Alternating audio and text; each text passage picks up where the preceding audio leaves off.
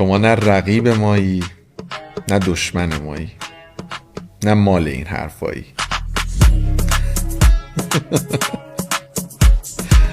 بچه خوشیه.